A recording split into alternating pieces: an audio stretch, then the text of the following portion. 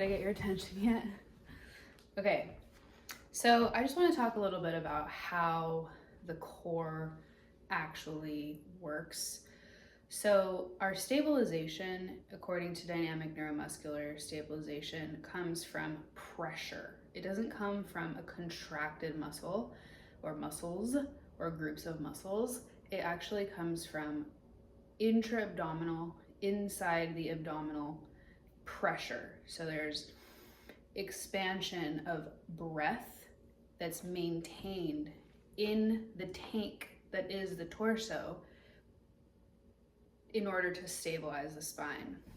So when we breathe in, we want to be filling this tank with as much air, with as much pressure as needed for the task. So if I'm going to be heavy lifting something, the pressure needs to be much higher in my tank to be able to support my spine in that load. If I'm just walking around, I don't need all the pressure, right? I can have some in and out, but I do want to keep some pressure at all times, or else I'm kind of just deflating and I'm going to be relying on joints or other muscles that may not have the longevity to sustain me in those postures without developing some compensation patterns, which can lead to stiffness, tightness, things like this in the long run. So I specialize in teaching you how to create intra-abdominal pressure in alignment. So a common analogy in DNS is a can of Coke. The can, if it's not popped open, has a lot of pressure. It's very hard to crush a can that has not been popped open. The analogy is that our rib cage is the little lip that pops out or pops up. That's the rib cage.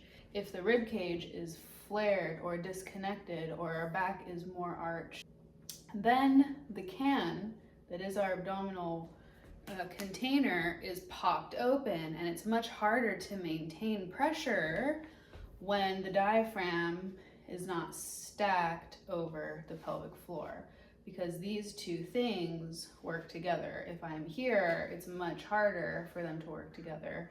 If I'm too much here, it's also restricted. So we want a stacking of the rib cage over the pelvis and a breathing pattern that allows for the diaphragm to descend into the pelvic floor.